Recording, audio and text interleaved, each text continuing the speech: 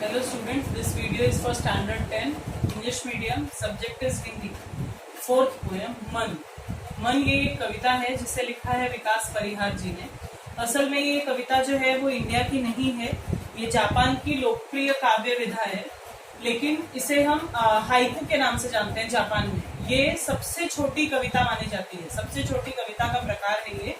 और इसमें जो वर्ण होते हैं, वर्ण यानी हिंदी में जो अक्षर जिसे हम कहते हैं वर्णमाला टाइप, वो टोटल 17 होते हैं. मतलब एक पूरा, मैंने उदाहरण के लिए इसका पहला जो परिच्छेद है, इस कविता का पहला जो स्टैंजा है वो यहाँ पे लिखा हुआ है. सिर्फ पहला स्टैंजा मैंने लिखा है जो लिखा है घना अंधेरा चमकता प्रकाश और अधिक. आप ध्यान से देखेंगे कितने अक्षर हैं, घ और न 2, अ ध और र कितने हो गए 5, यानी टोटल 5 अक्षर हैं. यहाँ पे च म क त 4 हो गया और प्र का श यानी ये 3, 4 और 3 ये 7, और फिर अंतिम है और 2 और अधिक 5. टोटल हो गई ये 5, यानी 5, 7 और 5. तो इन वर्णों को जोड़कर टोटल 13 वर्ण होते हैं. मतलब ये कविता की एक पंक्ति के आधार पर आप इसे समझ सकते हैं, लेकिन इस छोटे छोटे काव्यार्थ जो है, काव्य पाठ जो है, इसके काफी महत्वपूर्ण अर्थ होते हैं. और साथ साथ में इसमें हम बहुत ही कम शब्दों में, सीमित शब्दों में ही हम अपने अनुभव, या कवि ने जो है यहाँ पे अपने अनुभव प्रस्तुत किए. तो ये जो है इस प्रकार को हाइकू कहते हैं. इसके बारे में आप जान लीजिए बराबर से. कविता है मन, जिसे लिखा है विकास परिहार जी ने. और हाइकू ये जापान में सबसे छोटी लिखी जाने वाली कविता होती है. एक बंद में इसके 17 वर्ण होते हैं. तो इसके मैंने उदाहरण के रूप में आपको पहला परिच्छेद लिखा हुआ है, और यहाँ पर आप लोग इसका शब्दार्थ जो है, शब्द मालिका, वो भी देख सकते हैं. तो सबसे पहला जो इसका बंद है, जैसा कि मैंने ऑलरेडी यहाँ पर लिखा हुआ है, घना अंधेरा चमकता प्रकाश और अधिक. ये जो कविता है, यहाँ पे कवि जो है उन्होंने छोटी छोटी समस्याओं को बहुत ही सीमित शब्दों में लिखा हुआ है. तो यहाँ पर कवि कहना चाहते हैं कि बहुत ही घना अंधेरा है. व्यक्ति जो है, कवि जो है, व्यक्ति रूप में उनके जीवन में, किसी भी व्यक्ति के जीवन में, हृदय में जब कभी घना अंधेरा आ जाता है, जब बहुत सारा एक साथ में सभी परेशानियां अगर हमें नजर आने लगे, तो हमें इस चीज पर विश्वास रखना चाहिए कि एक ना एक दिन ये जो अंधेरा होता है ये खत्म होता है, और कौन आ जाता है, प्रकाश आ जाता है. प्रकाश यानी सूर्य की किरणें जो हैं हमारे जीवन में सकारात्मक प्रभाव लेकर आती हैं.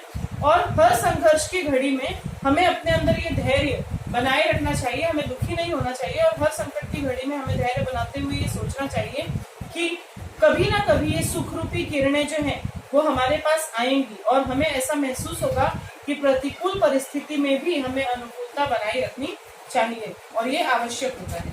फिर दूसरा बंद है, करते जाओ पाने की मत सोचो जीवन सारा. करते जाओ, पाने की मत सोचो जीवन सारा. यहाँ पे जो है कवि कह रहे हैं कि करते जाओ का अर्थ होता है अपने कर्म. हमारे जीवन में हम सभी इस धरती पर जब आए हैं तो अपने कर्मों को अपने साथ लेकर आए हैं, और हमें हमारे कर्मों को करते जाना चाहिए. हमारे जीवन में जो भी हमें सामने परेशानियां मिल रही हैं, उन सभी को हमें हिम्मत से पूरा करते जाना चाहिए. और पाने की मत सोचो, पाने की मतलब उसके बदले में हमें क्या मिलेगा, इसके बारे में मत सोचो. और संपूर्ण जीवन जो है वो हमें कर्म करते हुए ही बिताना चाहिए. कभी भी हमें फल की अभिलाषा, फल की इच्छा जो है वो नहीं करनी चाहिए, ऐसा कवि कहना चाहते हैं. जीवन नैया मझधार में डोले संभाले कौन. तो यहाँ पर कवि जो है एक प्रश्न पूछ रहे हैं हमसे कि जीवन नैया है. जीवन जो है आज के समय में अगर आप देखेंगे तो हम सबका जीवन जो है वो एक बड़े से समुद्र की तरह है, और हम सभी को उस समुद्र के एक छोर से बहते हुए अगले छोर पर पार निकल जाना है. तो ये जो लंबा सा हमारा जो जीवन है, ये जो हमारी यात्रा है, इसमें कई बार हमारे जीवन में मझधार जैसी संघर्ष में बहुत ही तकलीफ वाली स्थितियां आती हैं. ऐसा लगने लगता है कि सब कुछ खत्म होने वाला है, हमारा संघर्ष में जीवन जो है वो खत्म होने वाला है. लेकिन ऐसे समय में भी हमें उस समय व्यक्ति के मन में ये प्रश्न उत्पन्न हो जाता है कि ऐसी संकट की स्थिति में उसे कौन संभालेगा, कौन उसकी मदद करेगा. उसके अगले में कवि लिखते हैं, रंग बिरंगे रंग संग लेकर आया फागुन. जब हमें ये लगने लगे कि हमारे जीवन में जो है बहुत ज्यादा दुख की परेशानियां बढ़ती चली जा रही हैं और इनका समापन नहीं हो रहा है, तो ऐसे समय में रंग बिरंगे रंग संग लेकर आया फागुन. फागुन जो है यहाँ पे वो हमें ये बता रहा है, फागुन का महीना जो है वो होली का महीना होता है, रंगों का महीना होता है. तो हमें कवि ये कह रहे हैं कि हमारे जीवन में खुशियों से भरा हुआ एक ऐसा मौसम अवश्य आएगा जो हमारे जीवन में बाहर लेकर आएगा, खुशियों में हमें जीवन की इच्छा देकर वो आगे बढ़ेगा। अगला है कांटों के बीच खिलखिलाता फूल देता प्रेरणा। ये बहुत ही गंभीर लाइनें हैं, बहुत ही इंपॉर्टेंट जो है वाक्य कवि ने लिखे हैं यहाँ पर कि कांटों के बीच खिलखिलाता फूल। अक्सर हम फूलों को देखते हैं, फूल जो है वो हमारे जीवन की सुंदरता है, हमारे जीवन की खुशियां हैं, और कांटे जो है वो हमारे जीवन का वो क्षण है जब हम बहुत ज्यादा परेशानियां दुखी होते हैं, वो हमारे जीवन का दुख है। तो उन दुखों में भी यदि हम मुस्कुराते रहें, यदि हम हिम्मत बनाए रखें, तो जीवन जो है हमारा बहुत ही आसानी से कट जाएगा। तो इंसान को ये जो फूल होते हैं ये हमें प्रेरणा देने का कार्य करते हैं कि कठिन परिस्थितियों में भी हमें हिम्मत बनाए रखना चाहिए, हमें खुश रखना चाहिए, खुश रहना चाहिए, और वही प्रेरणा हमें जो है खिलखिलाता हुआ फूल देता है। अगली पंक्तियां हैं भीतरी कुंठा आंखों के द्वार आई बाहर। कुंठा, कुंठा का अर्थ यहाँ पर आप देख सकते हैं घोर निराशा, यानी जब हम बहुत ही ज्यादा नेगेटिविटी में चले जाते हैं, बहुत ही ज्यादा मन जो है वो दुखी हो जाता है, ऐसे समय में भीतरी कुंठा, हमारे अंदर की जो कुंठा होती है, यानी हमारे अंदर का जो निराशा है वो झलक के बाहर आने लगती है। किस द्वारा? हमारी आंखों के द्वारा। आंखों से जो हमारे अश्रु निकलते हैं, जो हमारे आंसू निकलते हैं, वो कई बार हमारे जो घोर निराशा या हमारी जो असफलता है उसे हमारी आंखों से बाहर निकाल देते हैं, और रो लेने से व्यक्ति को सुकून का एहसास हो जाता है, बहुत ही अच्छा आभास जो है वो मनुष्य को महसूस होता है। उसके बाद दिया है खारे जल से धुल गए विषाद मन पावन। खारा जल, खारा जल आप अगर समझे तो खारा जल कवि ने अश्रु के बारे में कहा है, हमारे आंसुओं के बारे में कहा है। जब आंसू बह जाते हैं तो धुल गए विषाद, विषाद का अर्थ होता है दुख। हमारे जीवन के बहुत सारे कष्ट जो हैं, कई बार जब हम रो लेते हैं तो हमारी आंखों से जो खारा जल निकलता है, हमारी जब अभिलाषाएं पूरी नहीं होती हैं, मन दुखी हो जाता है, तो ऐसे समय में हमारे पास कोई अन्य साधन जो है वो नहीं बचा रहता, और आंसुओं के बह जाने से, हमारे आंसुओं के बाहर निकल जाने से मन के अंदर के जो सारे विषाद है, सारा जो दुख है वो घुलकर बाहर निकल जाता है, और हमारा मन उस समय में पावन, पावन अर्थात पवित्र बन जाता है। उसके बाद कवि ने लिखा है मृत्यु को जीना जीवन विष पीना, यही है जिजीविषा। जिजीविषा का अर्थ होता है जीने की इच्छा।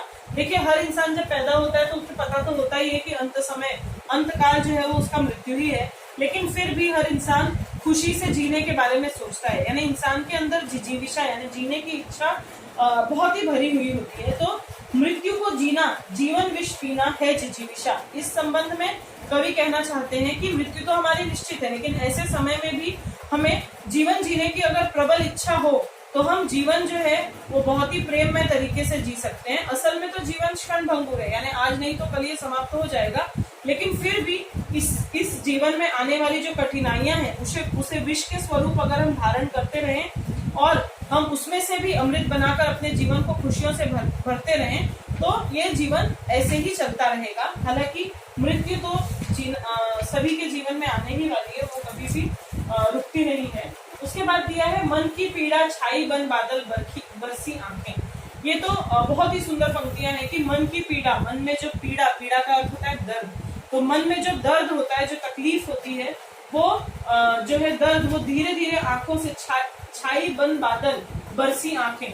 जैसे आसमान में बादल छा जाते हैं और आसमान जो है वो धरती की प्यास बुझाने के लिए नीचे तक आ जाता है, धरती तक आ जाता है, अपने जल को धरती तक पहुंचाता है, ठीक उसी प्रकार हमारी आंखों में भी बादल बन जाते हैं, और हमारी आंखें जब बरस जाती है तो मन की पीड़ा उन अश्रुओं की धार में मिलकर हमारी आंखों से निकल जाती है और हमारा मन कुछ हल्का हो जाता है। चलती साथ पटरियां रेल की फिर भी मौन। हम जो है जीवन में कई बार हम ऐसे लोगों के साथ भी हमारा जीवन में रहना हो जाता है जब हम चाहते हैं एक दूसरे के साथ में दुख में दुखी होना, खुशी में खुश होना, लेकिन ऐसे समय में भी कई बार हम ये अपना आभास जो है वो व्यक्त नहीं कर पाते। जैसे कि रेल की पटरियां होती हैं, वो एक दूसरे के साथ साथ चलती हैं, लेकिन फिर भी मौन यानी एक रेल की पटरी जान रही है कि दूसरी रेल की पटरी को क्या कष्ट हो रहा है, क्या उसे तकलीफ हो रही है, लेकिन फिर भी वो भले एक दूसरे से मिलती नहीं है, भले एक दूसरे के कष्ट को कम नहीं कर सकती हैं, लेकिन फिर भी चलती हुए साथ साथ है। तो ऐसे ही जीवन भी है हमारा, हमें भी इसी प्रकार अपने दुखों को कई बार नजरअंदाज करके एक साथ ही आगे बढ़ना पड़ता है। सितारे छिपे बादलों की ओट में सुना आकाश। अगर आप देखें बादलों की ओट में, ओट का अर्थ होता है आड़, यानी उसके अंदर जो है, बादलों के अंदर जो है सितारे छुप गए हैं और आसमान सूना हो गया। यानी हमारे जीवन में भी बहुत सारी खुशियां हैं, लेकिन उन खुशियों के होने पर भी कई बार ऐसा होता है कि हम कड़ी मेहनत करते हैं, लेकिन फिर भी भाग्य जो है वो हमारा कई बार साथ नहीं देता और हमें वो कर्मफल जो है हमारा वो नहीं मिल पाता और उस कारण हम दुखी हो जाते हैं।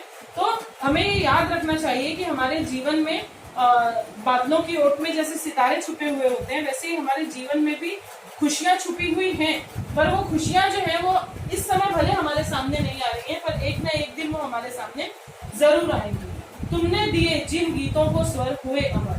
तो यहाँ पर कवि कहना चाहता है कि दुनिया में जो है, इस पूरे विश्व में जो है, ईश्वर से बढ़कर कोई दूसरी शक्ति नहीं है। यहाँ पर तुम किसे कह रहे हैं? कवि जो है ये तुम शब्द जो इस्तेमाल कर रहे हैं वो ईश्वर के लिए इस्तेमाल कर रहे हैं कि जिस प्रकार ईश्वर जो है उन्होंने जिन गीतों को स्वर दिए वो अमर हो गए। यानी ईश्वर जो है, उनकी अगर मनोकामना होगी, जीने की इच्छा, अगर जीने की शक्ति अगर ईश्वर ने किसी को प्रदान की है, तो वह इस दुनिया में अपने कर्म के आधार पर जरूर जाना जाएगा, वह अमर हो जाएगा। मतलब जैसे आज हम अगर बात करें तो गांधी जी इस दुनिया में नहीं है, लेकिन फिर भी आज भी हम उनके कार्यों के बारे में बात करते रहते हैं।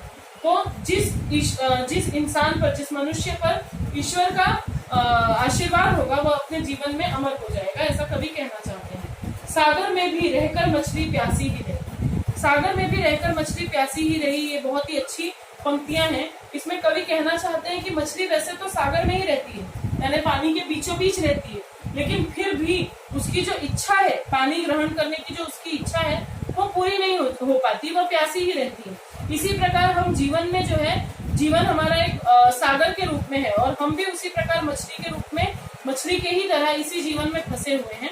इस जीवन में रहकर भी हम सारे जो चीजें हैं हमारे आसपास, वो सारी खुशियां हमारे आसपास हैं, पर फिर भी वो हमारे जीवन में समाहित नहीं हो पाती। यानी हमारा लंबा सा जीवन जो है, उसमें सब कुछ होने पर भी कई बार हम उसे ग्रहण नहीं कर पाते। तो कवि का कहना है कि यही जो है दुनिया का जो दस्तूर है या दुनिया का जो रिवाज है, दुनिया की जो परंपरा है, वो यही है कि हम इस दुनिया में रहें, हमारे आसपास खुशियां हों, पर कई बार वो हमारे हिस्से में ना आ पाए। तो इस तरह से ये कविता जो थी मन नाम की, जिसे विकास परिहार जी ने लिखा है, ये बहुत ही छोटे छोटे शब्दों से जोड़कर बहुत ही महत्वपूर्ण हमें जानकारी या बहुत ही महत्वपूर्ण अर्थ जो है हमें समझाने की कोशिश की गई है। तो इस तरह से ये